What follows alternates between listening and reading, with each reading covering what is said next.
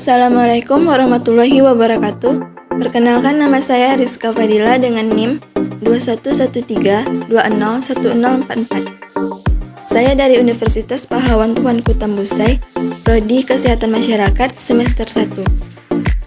Pada video ini saya akan membahas tentang biooptik.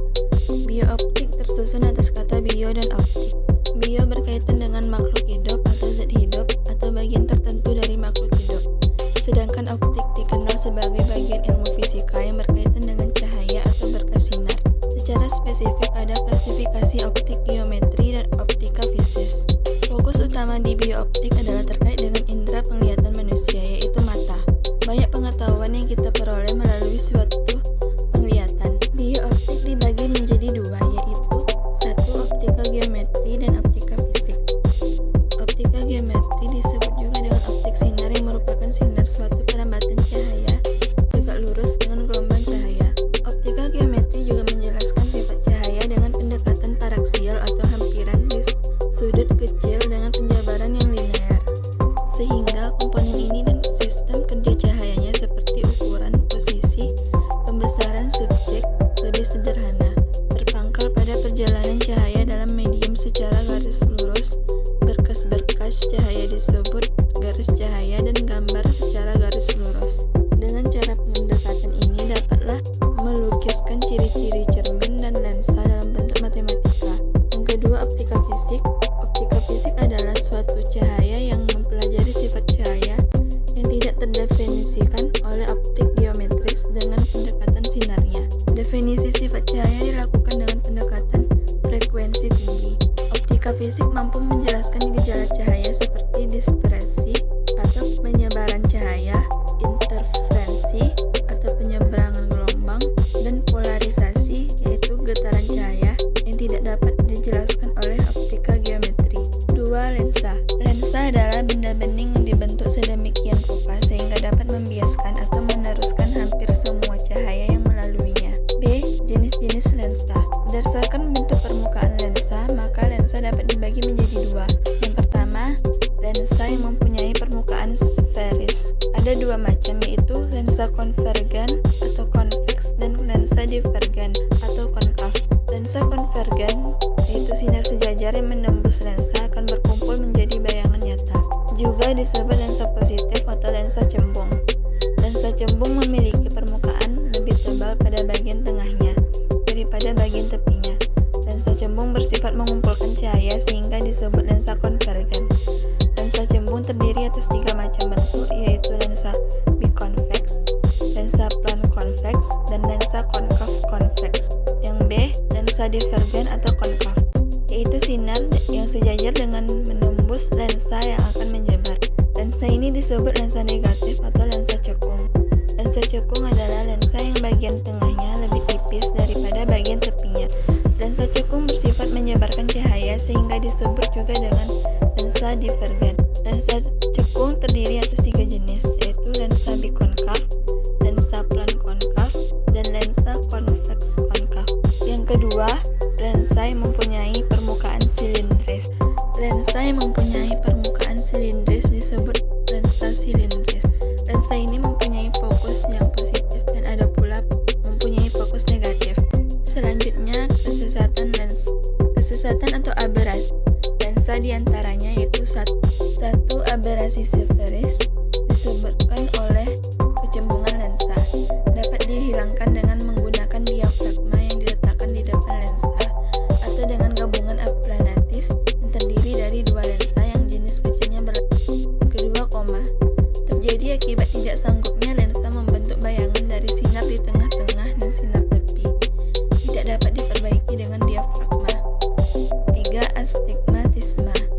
Disebabkan oleh suatu titik benda membentuk sudut besar dengan sumbu sehingga bayangan yang terbentuk ada dua, yaitu primer dan sekunder. Yang keempat, kelengkungan medan. Bayangan yang dibentuk oleh lensa pada layar letaknya pada bidang lengkung. 5. Distorsi. Gejala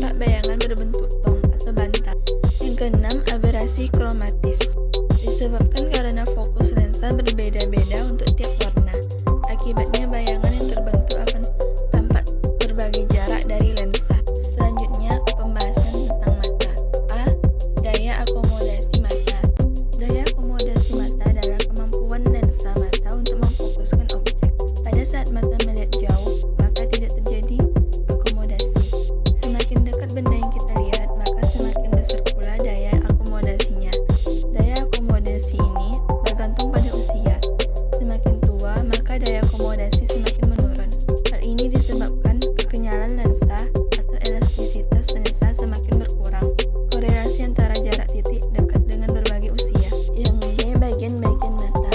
Yang pertama, kornea. Kornea merupakan lapisan terluar dari mata yang bersifat kuat menembus cahaya. Kornea berfungsi menerima dan meneruskan cahaya yang masuk pada mata serta melindungi bagian mata yang sensitif di bawahnya. Kornea mata memiliki fungsi menerima cahaya dari sumber cahaya serta meneruskannya ke dalam bagian mata yang akan lebih dalam dan akan berakhir di retina. Yang kedua, aqueous humor merupakan cairan kornea dan lensa mata yang berfungsi untuk membiaskan cahaya ke dalam mata. Yang ketiga, lensa kristalin. Lensa mata yang berperan penting mengatur letak bayangan agar tepat jatuh di bintik kuning. Lensa mata memiliki fungsi untuk memfokuskan serta meneruskan cahaya yang akan masuk ke mata supaya jatuh tepat di retina. Yang keempat, iris, yaitu selaput yang membentuk celah lingkaran di tengah-tengahnya. Iris memberikan warna pada mata dan berfungsi untuk mengatur besar kecil pupil untuk membatasi jumlah cahaya yang masuk. Iris terletak pada tengah-tengah bola mata yang ada di belakang kornea. Sebuah warna dari iris ini dapat dipengaruhi jenis ras ataupun bangsa. Yang kelima, pupil. Celah yang dibentuk oleh iris berfungsi sebagai tempat masuk cahaya. Pupil memiliki fungsi untuk dapat mengatur banyak sedikitnya cahaya yang masuk. Fungsi dari anak mata ataupun pupil ini sama dengan fungsi dari diafragma yang ada pada alat potret. Pupil merupakan celah bulat yang terdapat di tengah-tengah iris. Yang keenam, otot mata. Otot yang menyangga lensa kristalin dan mengatur besar kecilnya lensa. Yang ketujuh, vitreous humor, cairan bening yang mengisi rongga mata. Fungsinya adalah meneruskan cahaya dari lensa ke retina. Yang kedelapan, retina. Lapisan pada dinding belakang bola mata tempat bayangan dibentuk. Retina atau yang biasa disebut dengan selaput jala merupakan bagian yang cukup peka terhadap cahaya dan khususnya pada bintik kuning. Pada retina ini berfungsi menangkap serta meneruskan cahaya dari lensa hingga ke saraf mata. Dan di dalam selaput jala ini terdapat sebuah ujung-ujung saraf untuk menerima. Yang kesembilan, bintik kuning. Lengkungan pada retina yang merupakan bagian yang paling peka pada retina.